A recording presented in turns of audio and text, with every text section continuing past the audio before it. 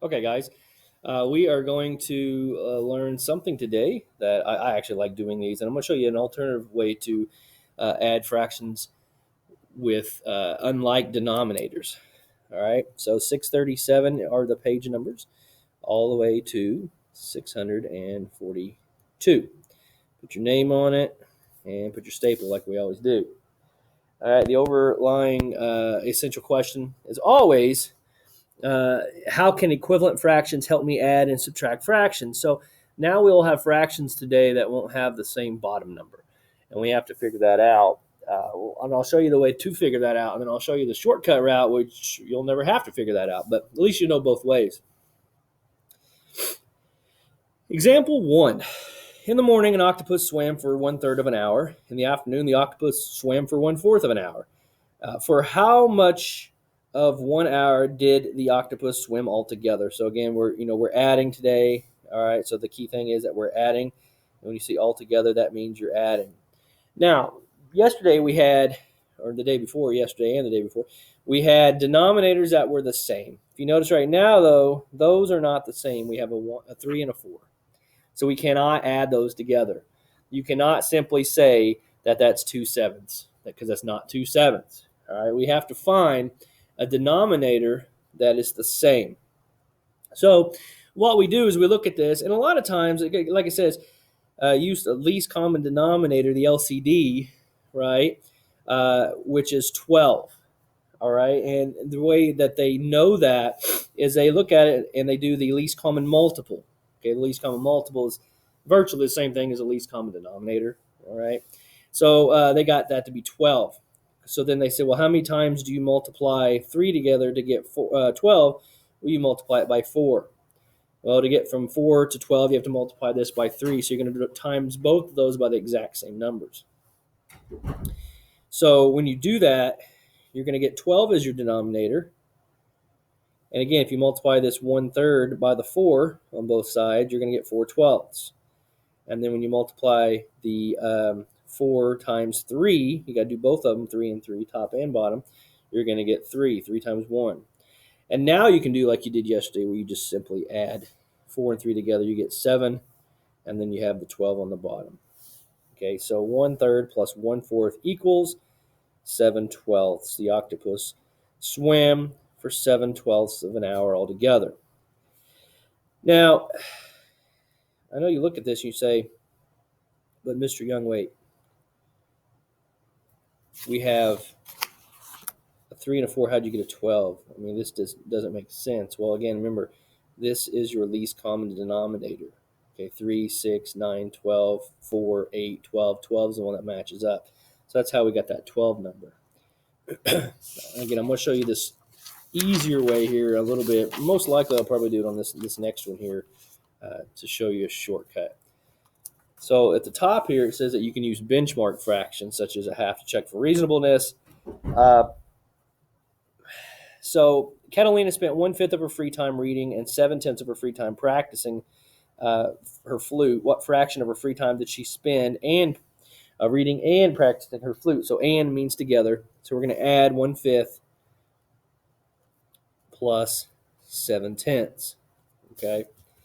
Now, again, hopefully you would look at these two numbers. The denominators are not the same.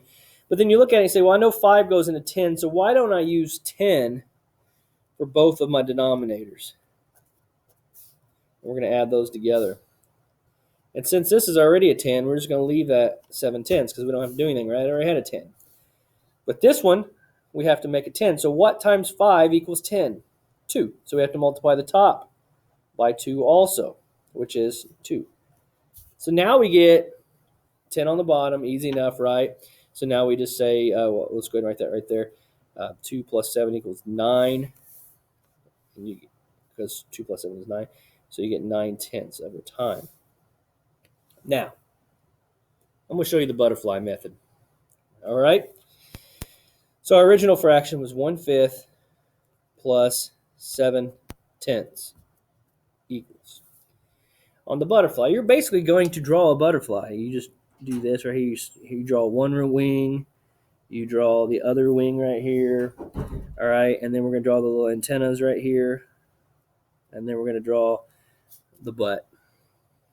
All right, so now you cross multiply. You're doing all multiplications here, okay? So what you would do is you would say, well, what's 10 times 1? You get is 10. What is 5 times 7? You get 35. And then what's 5 times 10? Notice how these are connected. 5 times 10 is 50. So then you just drag this 50 over here. You add those two together, which is 45. Now, you can simplify that by dividing both of these by 5, which gives us 7/10, which is the answer. We'll do several more of those examples there for you. All right, so we have 2/5 plus 1/2. We got to find a common denominator here. I look at these and say, well, 2, 4, 6, 8, 10, 12, and then we have 5, 10. 10 is going to be our bottom number, right? So we're going to use 10 as the bottom number. We have to multiply 5 by 2 to get 10, right? So we got to multiply the top by 2. So 2 times 2 is 4. We have to multiply the 2 by what to get 10? That's 5. So we got to multiply this 1 by 5, which gives us 5. Add those together. You're going to get 9/10. And it's already simplified. Next one. Let's try the butterfly on this one.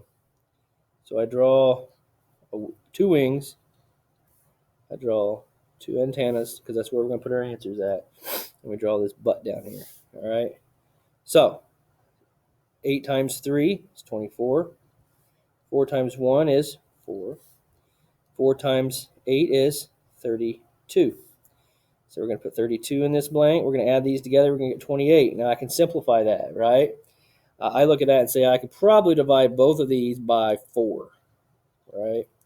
Which is going to give me 7/8 is my answer.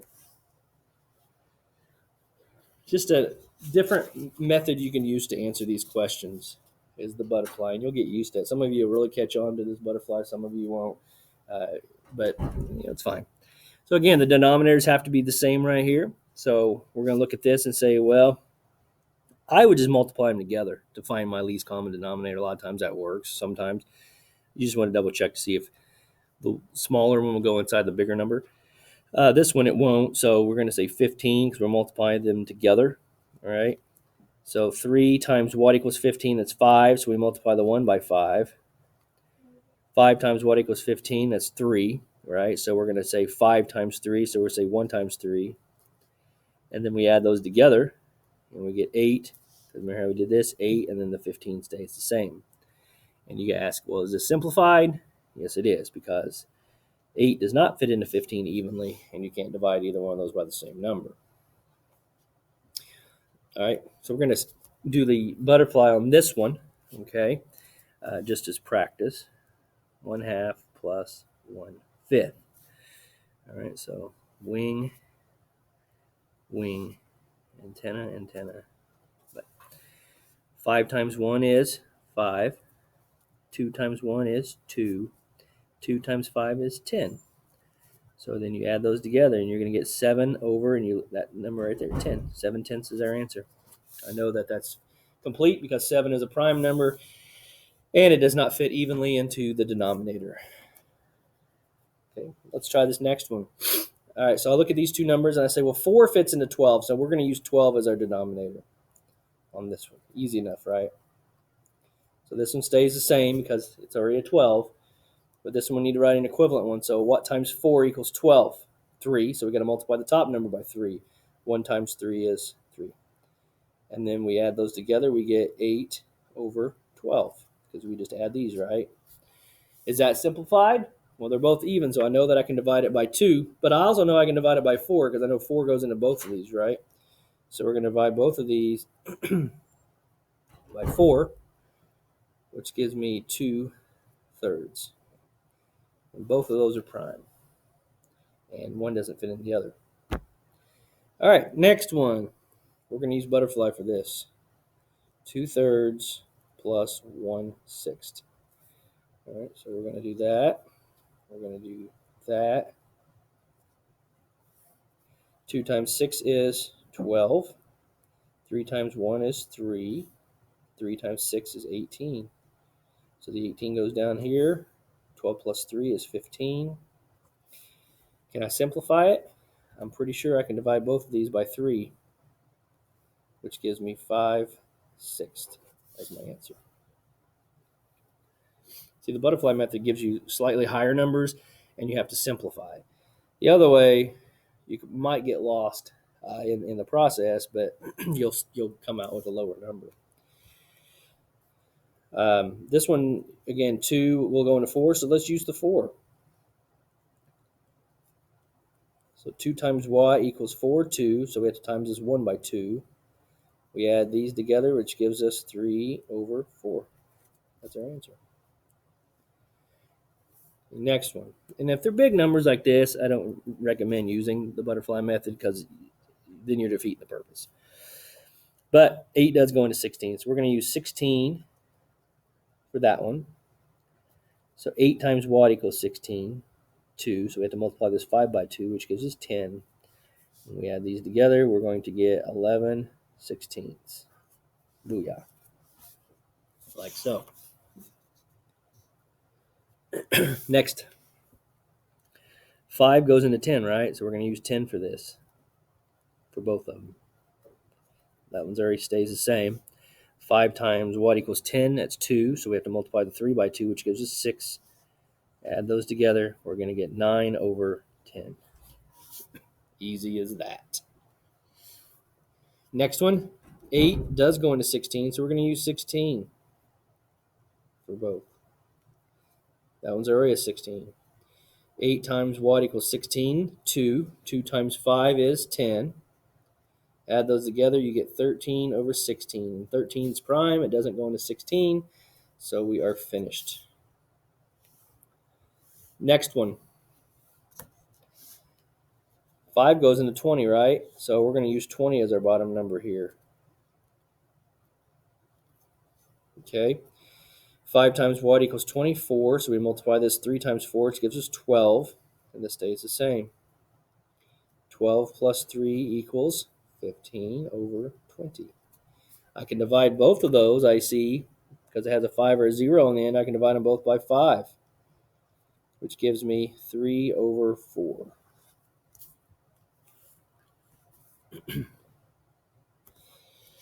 Down here at the bottom, find the unknown. Well, we're just doing the problem on this one. We're going to use 12 as our bottom number. That one stays the same. 3 times what equals 12? That's 4, so we're going to multiply this 1 by 4, which gives us 11, because when we add those together, we get 11/12. So we get 11/12 as our answer right there. Now we're just trying to find the bottom number here, okay? So we're still going to do the problem. We're going to use 16 as our bottom number. That stays the same. 8 times what equals 16? 2. So we have to multiply this by 2, which gives us 6. So it'd be 9/. So it looks to me like y is actually 16 on that one. And then here we're using, looks to me like they're using 40 as our denominator for both. So 8 times 5 is 40, so we're going to multiply this 3 by 5, which gives us 15. 5 times what equals 48, so 2 times 8 is 16. You add these two together right here, you're going to get 31. I think that's what they're asking for. Yeah, 31/40. So 31 is our answer. All right, backside. A farmer harvested some of his pecan crop on Friday and Saturday. What fraction of the pecan crop was harvested in 2 days? So we're adding these two together here. We have 3/8 plus 1/3. Okay, on this one, it would be easy to use the butterfly because they're pretty small numbers, right? I mean, if you do the antennas right here and you have 3 times 3 is 9, 8 times 1 is 8, 8 times 3 is 24. So you're going to get 24, and then you're going to add 9 and 8 together and get 17. 17's prime. You can't see any of that, can you? Again, 3 times 3 is 9. 8 times 1 is 8. 8 times 3 is 24. We do 9 plus 8, which is 17, and we put our 24 there. 17 is prime, and it doesn't fit in 24, so it looks like 17/24 of it. Angel has 2 chores after school. She rakes leaves for 3/4 of an hour and 1/2 an hour washing the car. How much does she do in all? So we're adding these together. Again, I think the butterfly method would work pretty well with this one. So we just do this, we do that, we do an antenna, we do the little butterfly butt there. 3 times 2 is 6. 4 times 1 is 4. 4 times 2 is 8. We add 6 and 4 together, and that's going to give us 10 over 8. Oh, now we have a division problem. 10 divided by 8. Well, how many times does 8 fit into 10? 1 time. So we do know that the whole number is going to be 1. Subtract that. It's going to give us 2 left over. 2 left over out of the 8. Can we simplify 2/8? We sure can. We can divide both of them by 2, which gives us 1/4. 1 and 1/4. Leon found the sum of 5/6 and 2/3 to be 11/12. How can you tell if his answer is incorrect without calculating? Well, we have 6 and we have 3, and he says 11/12. Would it appear that he's using for his denominator a 12, which wouldn't technically be the wrong way of doing it, but we can go ahead and calculate and say, well, 5/6 plus 2/3. I don't know why you would use 12 there when you could just use 6, right? But let's see here. 6 times 2, so this is going to be 5 times 2 is 10, and then 3 times 4, so this is going to be 8. So the answer is 18 over 12, right? And, so it's obviously going to be more than 1. He's got a fraction here. Another way you could have looked at it and say, well, this is pretty close to 1, and then this is pretty close to 1, and when you add those together, you're going to get over 1, and he didn't get over 1 because he had a fraction of it. So, anyway. Circle the expression that does not belong with the other 3. So we have 5/6 plus 1/3, 5/6 plus 1/2, 5/6 plus 2/6, 5/6 plus 1/6 plus 1/6. Let's see what's the difference here.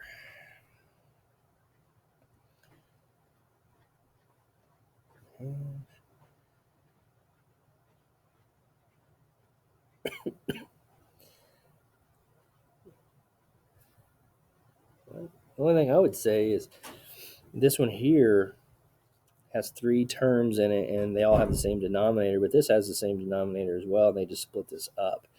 So I would say probably that one, just mainly because it has 3 terms on it.